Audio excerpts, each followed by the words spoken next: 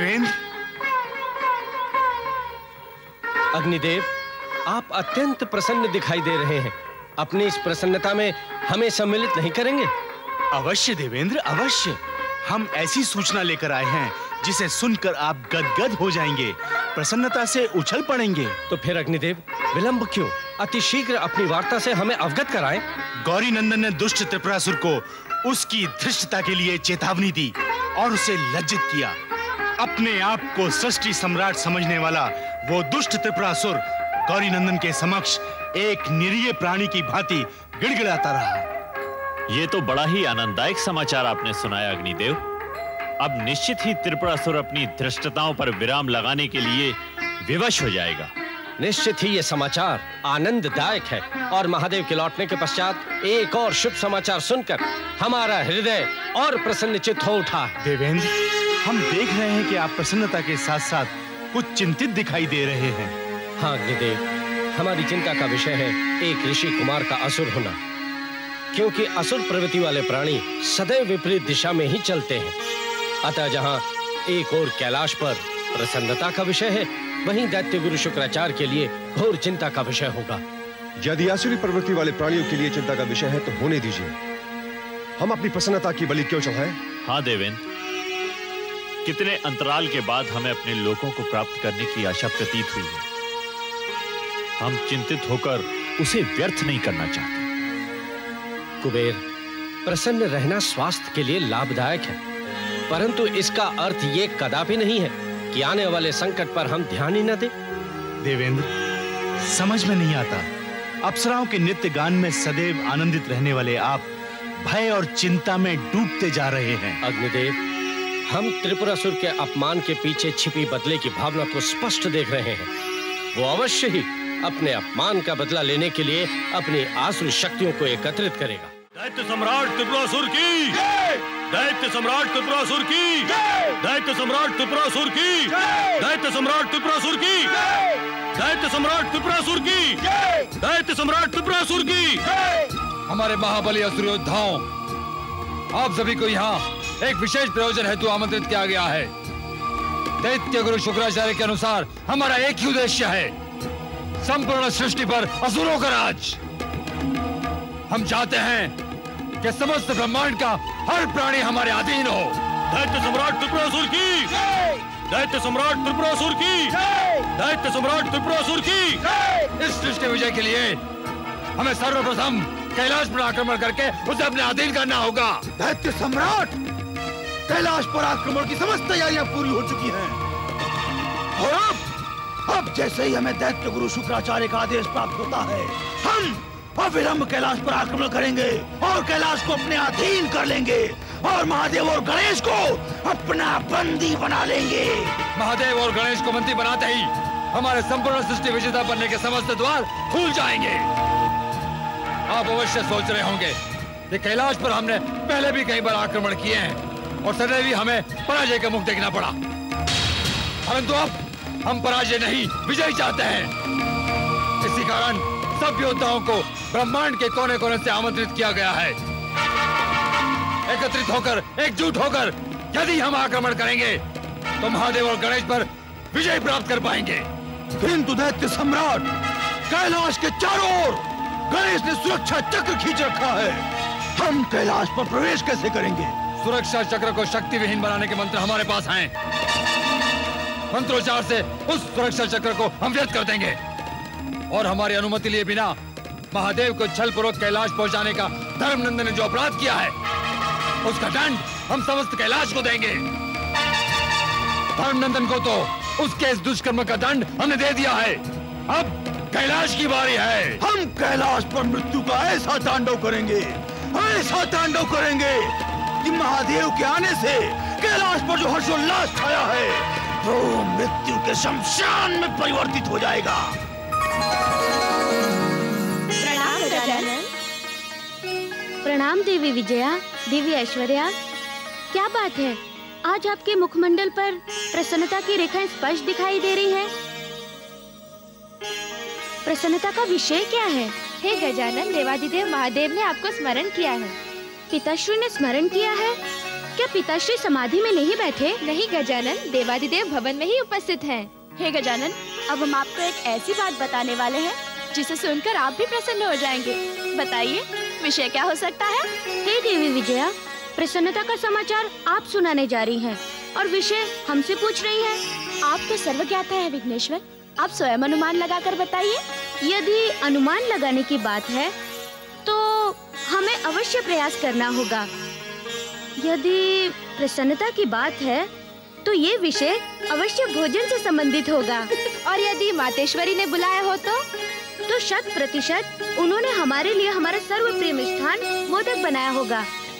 आप सत्य ही सर्वज्ञाता है विघ्नेश्वर, परंतु गजानन अब विलंब न करे, शीघ्र चलिए।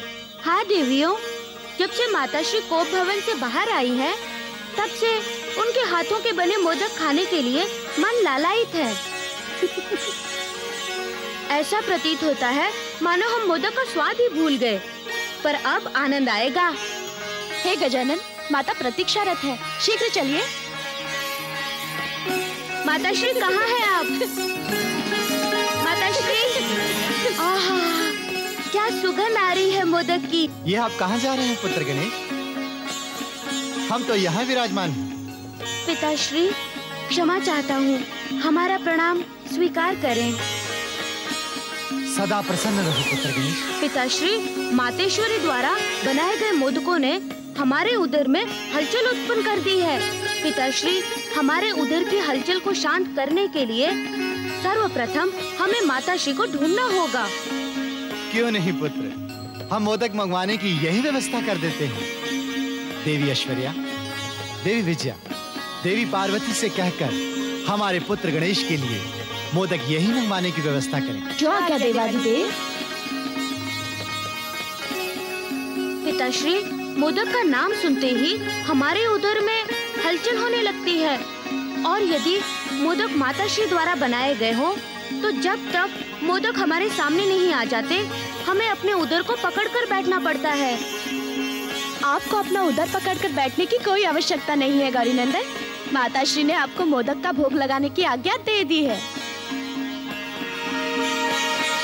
इधर उधर क्या देख रहे हो पुत्र गणेश? पिताश्री, हम देवी ऐश्वर्या को देख रहे हैं। परंतु क्यों? पिताश्री, और मोदकों के लिए।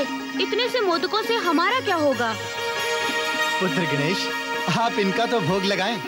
देवी ऐश्वर्या मोदक और लेकर आती ही होगी। नहीं पिताश्री, ये तो क्षण भर में समाप्त हो जाएंगे और उसके पश्चात हमें अपने आप को रोकना पड़ेगा। इससे तो उचित होगा कि हम कुछ क्षण अपना उदर पकड़कर ही बैठ जाएं। गौरी नंदन, आप भोग लगाना प्रारंभ कीजिए। मातेश्वरी ने हमें आज्ञा दे दी है, अब हम देर नहीं करेंगे। आहा, लड्डू भी हैं। पुत्र गणेश, मोदक के प्रति आपका लगाव देखकर हम आपको आशीर्वाद देते हैं। भविष्य में भक्तगण सर्वप्रथम आप ही को भोग लगाया करेंगे। पिताश्री, जो भक्त हमें मोदक का भोग लगाएगा उसकी इच्छा अतिशीघ्र पूर्ण होगी। पुत्र गणेश, आपको देखकर हमें अत्यधिक प्रसन्नता हो रही है। जितनी इच्छा आपको अपना उदर शांत करने की है, उतनी ही इच्छा अपने भक्तों के कष्टों का निवारण करने की है, उनकी इच्छा पूर्ण करने की है। हाँ पिताश्री, अपने भक्तों के संकटों एवं कष्टों को हरना तो हमारा प्रथम कर्तव्य है। पुत्र गणेश, जगत कल्याण के लिए जिस प्रकार आप अपने भक्तों के दुख और संकटों को हर कर स्वयं उद्रस्त कर लेते हैं, उसी के कारण आपकी उद्राग्नि प्रज्वलित हो जाती है, जिसे शांत करने के लिए आपको स्वादिष्ट और अत्यधिक भोग लगाने की आवश्यकता होती है। इसी कारण आपकी माता श्री आपको लंबोदर कहकर पुकारती है। देवेंद्र, संकट की घड़ी अब समाप्त हो गई है, हर्षोल्लास के दिन आने वाले हैं। हाँ अग्निदेव, अब अतिशीघ्र हमारे लोग हमारे अधीन हो जाएंगे। हमारे अधीन हो जाएंगे? ये आप क्या कह रहे हैं देवेंद्र? हम सत्य कह रहे हैं यमदेव। तारकासुर के वध के पश्चात इंद्रलोक, यमलोक आदि सभी लोग हमारे अधीन हो जाएंगे। तारकासुर का वध तो शिवांश की उत्पत्ति के बिना संभव नहीं है, और शिवांश की उत्पत्ति की कोई संभावना नहीं है। संभावना है अग्निदेव, संभावना है। शिवांश की उत्पत्ति की पूर्ण संभावना है, और देवी गंगे ने भी हमें संपूर्ण स्थिति से अवगत करवा दिया है। कैसी स्थिति देवेंद्र? हम कुछ समझे नहीं। देवी गंगे ने हमें यह बताया है कि माता पार्वती के गर्भ में शिवांश अंकुरित हो चुका है। क्या? शिवांश अंकुरित हो चुका है, ये आप सत्य कह रहे हैं देवेंद्र? हाँ अग्निदेव, हम सत्य कह रहे हैं। देवी गंगे ने ये भी हमें स्पष्ट रूप से बताया है कि इस शुभ समाचार को कदापि किसी को न बताया जाए, और यदि ये बात तारकासुर को पता चलेगी तो वो शिवांश के विनाश के लिए किसी भी धृष्टता पर उतर सकता है। तारकासुर का वध अर्थात हमारे लोग हमें पुनः प्राप्त हो जाएंगे, अर्थात हमारे स्वजनों से मिलने की घड़ी समीप आ रही है। हमारे हर्षोल्लास के दिन क्या इतने निकट आ गए हैं देवेंद्र? जो देवादिदेव महादेव और गजानन गणेश के छत्र छाया में हो, उनसे हर्षोल्लास कब तक दूर रह सकता है? संकट के बादल अब छट चुके हैं। संकट के बादल अभी छटे नहीं है देवेंद्र, अभी तो और भी घने हो गए। ये आप क्या कह रहे हैं पवन देव? आप इतने आतंकित क्यों दिखाई दे रहे हैं? आतंक का तो विषय ही है देवेंद्र, हम पर ही नहीं समस्त कैलाश पर घोर संकट आने वाला है। कैसा संकट पवन देव, आप स्पष्ट क्यों नहीं बताते? त्रिपुरासुर और संहारकासुर अपनी लक्ष्यवाहिनी सेना को लेकर कैलाश पर आक्रमण करने आ रहे हैं। क्या कैलाश पर आक्रमण करने आ रहे हैं? हाँ देवेंद्र, हम अभी अभी उनकी पूरी तैयारी देखकर आ रहे हैं। संहारकासुर तो पहले भी कई बार गजानन गणेश से पराजित होकर वापस लौट चुका है, अब त्रिपुरासुर का ऐसा दुस्साहस। हाँ देवेंद्र, और इस बार संहारकासुर और त्रिपुरासुर के साथ कंदुकासुर और लक्ष्यवाहिनी सेना भी है। इतनी विशाल सेना के साथ कैलाश पर आक्रमण करने का पूर्वाभास हमें आतंकित कर रहा है पवन देव। इस घोर संकट से हमें संकटहर्ता गजानन ही उबार सकते हैं। हमें अविलंब गजानन के समक्ष चलना चाहिए।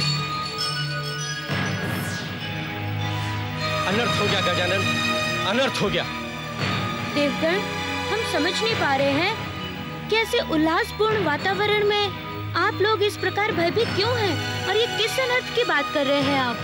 गजानन, संभवतः त्रिपुरासुर आपकी चेतावनी के पश्चात भी धृष्टता करने पर उतारू है। किस प्रकार की धृष्टता करना चाहता है वो दुष्ट? गजानन, त्रिपुरासुर एक विशाल आसुरी सेना के साथ कैलाश विजय के लिए निकल पड़ा है। अति शीघ्र वो कैलाश पर आक्रमण करने वाला है। त्रिपुरासुर और उसकी सेना को ऐसे नीचता भरे विचार को फलीभूत करने का दंड अवश्य भुगतना होगा, परंतु उसके पास इतनी विशाल सेना का होना प्रश्न सूचक है। क्या ये प्रत्यक्ष में है या माया से उत्पन्न की गई है? माया भी नहीं गजानन, प्रत्यक्ष में है। ये सूचना हमें प्रत्यक्षदर्शी पवनदेव ने दी है। पवनदेव, कृपया विस्तार पूर्वक बताएं कि उस दुष्ट के पास इतनी विशाल सेना का होना कैसे संभव है? गौरीनंदन, हम कैलाश पर विचरण कर उसका आनंद ले रहे थे, तो हमने देखा कि एक विशाल सेना को त्रिपुरासुर संबोधित कर रहा है। प्रश्न त्रिपुरासुर के संबोधित करने का नहीं है पवनदेव, प्रश्न है एकत्रित होने का। उनका एकत्रीकरण शुक्राचार्य की रणनीति और तारकासुर के आदेश से हुआ है। गौरीनंदन, संपूर्ण सृष्टि से असुरों को एकत्रित किया गया और शुक्राचार्य की रणनीति है कि वो कैलाश विजय के पश्चात संपूर्ण सृष्टि पर विजय पताका लहराना चाहता है। ये असंभव है अग्निदेव, ये असंभव है। पिताश्री के कैलाश लौटने के पश्चात दैत्य गुरु शुक्राचार्य के मन में ये विचार आया भी कैसे? संभवतः त्रिपुरासुर जैसी अमोघ शक्ति प्राप्त करने के पश्चात ही शुक्राचार्य के मस्तिष्क में ऐसे तुच्छ विचारों को बल मिला। परंतु विचारों को बल मिलने से वो स्वयं तो बली नहीं हो जाएंगे, हमारे प्रहारों को काटने का बल वो कहाँ से लाएंगे? क्षमा करें गौरीनंदन, आपके शस्त्र प्रहारों को काटने की आवश्यकता ही कहाँ है। जब तक त्रिपुरासुर उनके साथ है, वो आपके प्रहारों को आपके ही नाम का स्मरण करके विफल करने का दुस्साहस करेगा। हाँ गौरीनंदन, वे असुर ऐसी ही वार्ता कर रहे थे। विघ्नेश्वर, इस प्रकार वो हमारे ही प्रहारों को हम पर ही लौटाने में सफल हो जाएंगे। और हो न हो, जब प्रहार लौट कर आएगा तो वो हमारा भी अनिष्ट कर सकता है गौरीनंदन। हम भी यही सोच रहे थे देवेंद्र। ऐसी स्थिति में हम उनसे युद्ध कैसे कर सकेंगे, और यदि युद्ध किया भी तो उसका परिणाम क्या होगा, ये हम स्पष्ट जान रहे हैं। ऐसे युद्ध से क्या लाभ गौरीनंदन, जिसमें पराजय निश्चित हो? यमदेव, पराजय से पूर्व ही पराजय मान लेना हम देवता गणों को शोभा नहीं देता। किंतु ऐसा विचार करने के अतिरिक्त हमारे पास मार्ग ही क्या है? मार्ग है अग्निदेव, मार्ग है। यदि विधाता ने सृष्टि पर किसी समस्या को उत्पन्न किया है तो उसका निवारण भी बनाया है। आवश्यकता है तो उसे ध्यान पूर्वक ढूंढने की। परंतु त्रिपुरासुर नामक समस्या का निवारण होगा ऐसा प्रतीत नहीं होता। इसका भी निवारण है इंद्रदेव, और इसका निवारण करेंगी माता सरस्वती। माता सरस्वती? हाँ इंद्रदेव, इसका निवारण अवश्य ही माता सरस्वती के पास होगा। पवनदेव, आप अति शीघ्र ब्रह्मलोक जाकर संपूर्ण घटना माता सरस्वती को सुनाएं और हमारी ओर से निवेदन करें कि वे अतिशीघ्र यहाँ आकर इस विकट परिस्थिति में कैलाश की रक्षा करें। जो आज्ञा गजानन।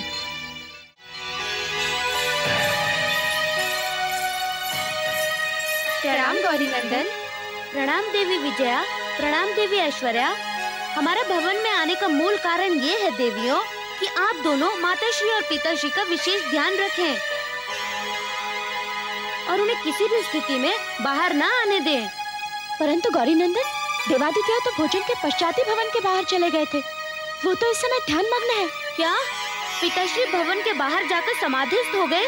हाँ गौरी नंदन। देवी ऐश्वर्या, ये उचित नहीं हुआ। और माताश्री, वे कहाँ हैं? माताश्री तो कक्ष में विश्राम कर रही हैं गौरी नंदन। गौरी नंदन, आपके विचलित होने का कारण कहीं किसी संकट की उत्पत्ति तो नहीं है? हाँ देवी विजया, कैलाश के लिए विकट संकट उत्पन्न हो गया है। ये आप क्या कह रहे हैं गजानन? इतनी प्रसन्नता के पश्चात फिर कैलाश पर संकट? हाँ देवियों, इसीलिए हम आपसे प्रार्थना कर रहे हैं कि जब तक हम कैलाश को उस संकट से उबार नहीं देते, तब तक आप माताश्री को भवन के बाहर ना आने दें। परंतु वो संकट क्या है गौरी नंदन, जिससे आप भी भयभीत दिखाई दे रहे हैं? त्रिपुरासुर ने एक विशाल आसुरी सेना के साथ कैलाश की ओर प्रस्थान किया है। वो किसी भी क्षण यहाँ आक्रमण कर सकता है। ये आप क्या कह रहे हैं गौरी नंदन? परंतु उस दुष्ट का इतना दुस्साहस कैसे हुआ? हमारे ही वरदान के कारण। अब इसका निवारण कैसे होगा गौरी नंदन? इसके निवारण के लिए हमने पवन देव को ब्रह्मलोक भेजा है, माता सरस्वती के समक्ष। अब वे ही कैलाश को इस संकट से उबार सकती हैं।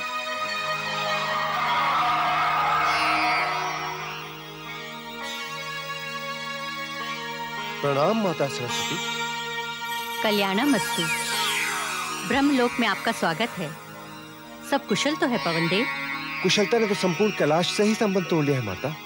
तो क्या कैलाश पर पुनः कोई नया संकट आ गया पवन देव? हाँ माता, दैत्य सम्राट त्रिपुरासुर बहुत बड़ी सेना लेकर कैलाश पर आक्रमण करने की योजना बना रहा है। आक्रमण तो असुरों ने पहले भी कई बार किया है, परंतु गजानन की शक्ति के समक्ष हर बार परास्त होकर उन्हें लौटना पड़ा है। पराजित होने का भय तो अब हम सभी को आतंकित करने लगा है माता। विघ्नहर्ता गणेश के रहते आतंक का प्रश्न ही कहाँ उठता है पवन देव। गजानन गणेश के पास इस समस्या का कोई न कोई समाधान अवश्य होगा। समाधान तो है माता, परंतु वे त्रिपुरासुर को वरदान देकर उस पर प्रहार करने का अधिकार खो चुके हैं। इसीलिए गजानन गणेश ने इसका समाधान आपसे मांगा है। गजानन गणेश का आदेश शिरोधार्य है पवन देव। त्रिपुरासुर और संघारकासुर से कैलाश को सुरक्षित रखने का कोई न कोई हल तो निकालना ही होगा। परंतु माता, यदि आप त्रिपुरासुर के शब्दों में क्षणिक परिवर्तन ला दे तो। क्षणिक परिवर्तन से आपका क्या अर्थ है पवन देव? हे माता, आपको तो ज्ञात ही होगा कि त्रिपुरासुर को गजानन गणेश का वरदान प्राप्त है। वरदान की सत्यता हमें भली भांति ज्ञात है पवन देव, और हमें ये भी ज्ञात है कि अपने ऊपर हुए किसी भी प्रहार को त्रिपुरासुर ओम गंग गणपतये नमः का जाप करके विफल कर देता है। हाँ माता, गणेश की स्थिति सदैव त्रिपुरासुर की रक्षा कर देती है। अर्थात यदि उसकी स्तुति में परिवर्तन आ जाए तो उसका अर्थ ही बदल जाएगा। हाँ माता, आपकी ये कृपा कैलाश की रक्षा कर सकती है। यदि ये कैलाश की सुरक्षा का प्रश्न है तो हमें त्रिपुरासुर के मुख से निकली गणेश स्तुति को परिवर्तित करना ही होगा। गौरी नंदन, मति भ्रष्ट हो गई है दैत्य गुरु शुक्राचार्य की, जो निरंतर इस प्रकार के कुचक्र रच रहे हैं। बात कुचक्र की नहीं है इंद्रदेव, बात है उनकी विवशताओं की। देवताओं से सदैव उलझते रहना उनकी सबसे बड़ी विवशता है, जिसके लिए उन्हें चाहे युद्ध ही क्यों न करना पड़े। परंतु ऐसी भी क्या व्यवस्था है दैत्य गुरु की, जिसके कारण वे अपने से बड़ों को सम्मान देना भी उचित नहीं समझते। अग्निदेव, जो प्राणी अपने से बड़ों को सम्मान न दे सके, समझ लेना चाहिए कि उस प्राणी का अपनी इंद्रियों पर नियंत्रण नहीं है। परंतु ये कैसे संभव हो सकता है गजानन कि दैत्य गुरु शुक्राचार्य का अपनी इंद्रियों पर से नियंत्रण ही छूट जाए और वो उनके वश में ही नहीं रहे? वश में है देवेंद्र, परंतु उनका अपने अहंकार पर नियंत्रण नहीं है, और यही अहंकार उन्हें देवताओं से मित्रता के स्थान पर शत्रुता करने पर विवश करता है। अनर्थ हो गया गौरी नंदन, अनर्थ हो गया, अनर्थ हो गया। हे गौरी नंदन, त्रिपुरासुर और संघारकासुर अपने साथ एक विशाल सेना लेकर कैलाश पर पहुंच गए हैं। हे गजानन, आपके द्वारा रचित सुरक्षा चक्र त्रिपुरासुर उसकी विशाल सेना के मार्ग में तनिक भी बाधा उत्पन्न नहीं कर सकता। हम जानते हैं नंदीश्वर। क्या आप जानते हैं? और फिर भी आपने उसे सुरक्षा चक्र के भीतर प्रवेश करने दिया। गौरी नंदन, सुरक्षा चक्र की परिधि ही वो स्थान था जहां हम त्रिपुरासुर को आगे बढ़ने से रोक सकते थे। अग्निदेव, हमने स्वयं उस सुरक्षा चक्र को कुछ क्षणों के लिए हटा लिया है, परंतु त्रिपुरासुर ये समझकर प्रसन्न हो रहा है कि उसकी शक्ति के समक्ष हमारे द्वारा बनाया गया सुरक्षा चक्र शक्ति विहीन हो गया और यही उसमें अपनी शक्ति के लिए अहंकार उत्पन्न करेगा। उसका यही अहंकार उसकी पराजय के लिए पर्याप्त होगा। गौरीनंदन, ये जानते हुए भी कि सारे शस्त्रों को निष्फल करने के लिए उसके पास आपके नाम का अमोघ शस्त्र है और केवल उच्चारण मात्र से वो समस्त अस्त्रों शस्त्रों को निष्फल कर सकता है, फिर भी आपने उसे कैलाश पर आने का आमंत्रण दे दिया। आश्चर्य है। हमने आमंत्रण अवश्य दिया है इंद्रदेव, परंतु त्रिपुरासुर को नहीं, उसकी मृत्यु को। त्रिपुरासुर इस बार जीवित नहीं जा सकेगा। यदि आप कह रहे हैं तो अवश्य ऐसा ही होगा, परंतु उसकी मृत्यु का उपाय तो अभी तक नहीं मिल सका। उपाय मिल गया है देवेंद्र, और उसी उपाय की व्यवस्था हेतु हमने पवन देव को माता सरस्वती के समक्ष भेजा है। परंतु इसकी अभी तक सूचना नहीं मिल पाई है कि पवन देव की भेंट माता से हुई या नहीं। और यदि पवन देव की भेंट माँ सरस्वती से नहीं हुई तो, या दैत्य गुरु ने उनके मार्ग में कोई व्यवधान उत्पन्न किया तो? अब और समय नष्ट न करते हुए हमें अतिशीघ्र यह आक्रमण की सूचना देवाधिदेव महादेव तक पहुंचा देनी चाहिए। नहीं देवेंद्र, इसकी आवश्यकता नहीं है। पिताश्री समाधिस्थ हैं और माताश्री विश्राम गृह में हैं। और हमारे होते हुए उन्हें किसी भी व्यवधान का सामना करना पड़े, ये हम कदापि सहन नहीं कर सकते। उचित तो हमें भी नहीं लगेगा, किंतु परिस्थितियां कुछ ऐसी हैं कि हमें देवाधिदेव महादेव को सूचित करना ही होगा। अग्निदेव, आपके ललाट पर उस दुष्ट त्रिपुरासुर के आतंक का भय हमें स्पष्ट दिखाई दे रहा है। हमें लज्जा आ रही है कि आप जैसा शक्तिशाली देवता, जिसकी ज्वाला की तपन से संपूर्ण ब्रह्मांड कंपायमान हो उठता है, वो आज एक तुच्छ दैत्य से भयभीत हो गया है। क्षमा करें गौरी नंदन, कुछ क्षणों के लिए हम विचलित हो गए थे। अग्निदेव, युद्ध जैसी विलक्षण घड़ी में प्राणी का सबसे बड़ा शस्त्र होता है उसका आत्मविश्वास। मन और मस्तिष्क में युद्ध को जीतने की लालसा यदि अडिग है, तो प्राणी कितनी भी बड़ी समस्या पर विजय प्राप्त कर सकता है। विघ्नेश्वर, वो देखिए, त्रिपुरासुर अपनी सेना लेकर हमारे समक्ष पहुंच चुका है।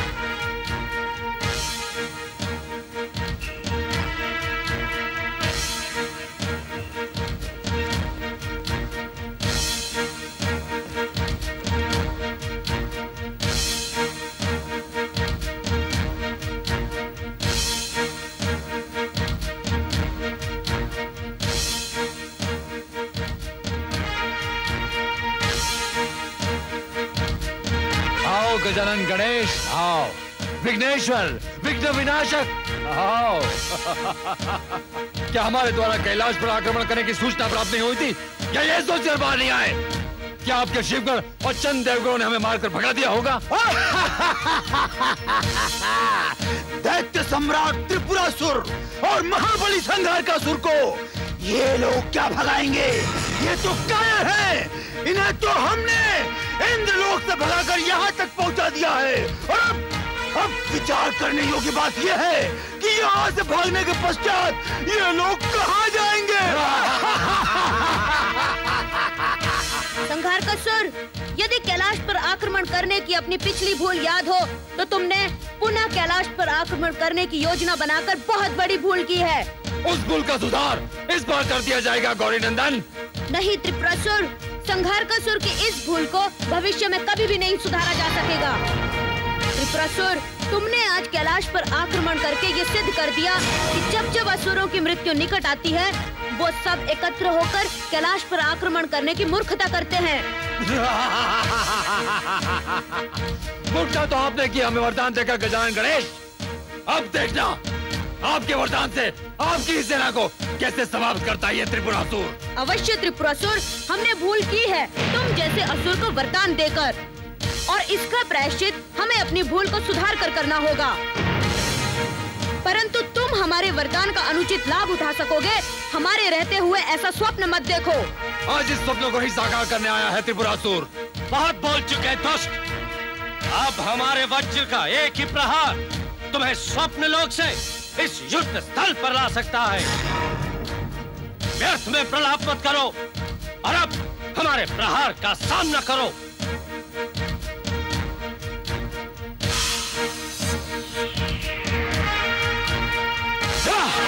ओम गं गणपतये नमः। ओम गं गणपतये नमः। ओम गं गणपतये नमः। ओम गं गणपतये नमः।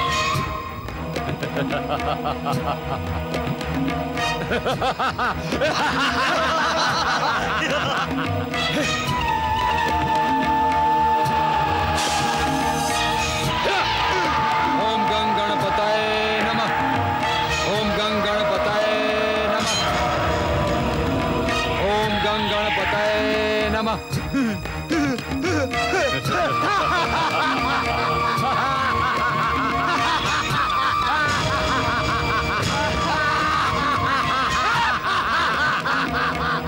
इंद्र, प्रहार के पूर्व अपने प्रहार की शक्ति को पूर्णतः समझ लेना।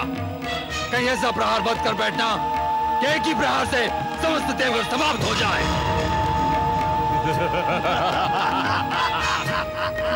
ये बालकों की भांति प्रसन्न होना बंद करो त्रिपुरासुर और युद्ध करो।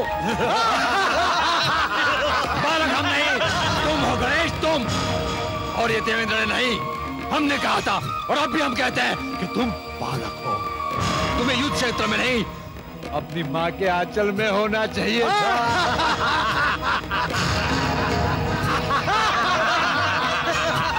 अरे दुष्ट त्रिपुरासुर! गजानन गणेश और माता पार्वती के सम्मान में किसी भी प्रकार की धृष्टता करके अपनी मृत्यु को मत ललकार। हम ये अपनी मृत्यु को ललकाने नहीं आए अग्निदेव, तुम सबको मृत्यु के मुख में पहुंचाने आए हैं। हम जानते हैं दैत्य सम्राट, हम जानते हैं इन देवताओं की वाणी आज क्यों इतनी मुखरित हो रही है। ये सोच रहे हैं कि शिव महादेव कैलाश पर लौट आए हैं और वो हमें भस्म कर देंगे। देवादिदेव महादेव, तू बालक गणेश कहाँ छुपा कर रखा है उस भभूतधारी को? आज ये त्रिपुरासुर तुम सबको उस भभूतधारी के साथ बंदी बनाकर ले जाएगा। अब ये निर्धारण तुम स्वयं करो कि युद्ध हारने के पश्चात चलोगे या आत्मसमर्पण करके हमारा दासित्व स्वीकार करोगे। त्रिपुरासुर, ये तो युद्ध का परिणाम ही निर्धारित करेगा कि कौन किसका दासत्व स्वीकार करता है। आओ युद्ध करो। युद्ध? परंतु किससे? इन आदि देवताओं से जो हमारी आधीनता पहले से स्वीकार करने के लिए तत्पर है, या आपसे गजानन? नहीं गजानन, आप तो आराध्य देव हैं हमारे, आपसे युद्ध नहीं कर सकते। हाँ, महादेव से युद्ध अवश्य करना चाहते हैं, परंतु मैं देख रहा हूं उन्होंने तो स्वयं आपको मृत्यु के मुख में भेज दिया। देवादिदेव महादेव, कहां छुपे बैठे हो? यदि विश्राम का सुख प्राप्त कर लिया हो तो बाहर आओ। ये दैत्य सम्राट त्रिपुरासुर तुम्हें युद्ध के लिए ललकार रहा है, बाहर आइए।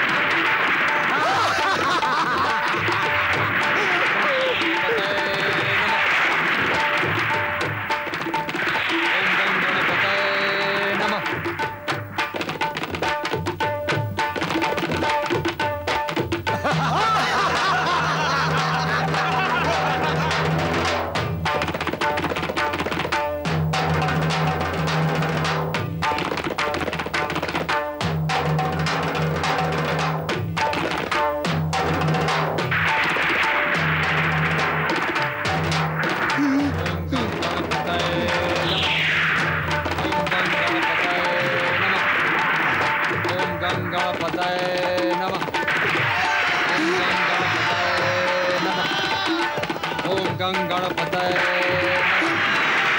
ओम गं गणपतये नमः ओम गं गणपतये नमः ओम गं गणपतये नमः ओम गं गणपतये नमः ओम गं गणपतये नमः ओम गं गणपतये नमः ओम गं गणपतये नमः ओम गं गणपतये नमः ओम गं गणपतये नमः।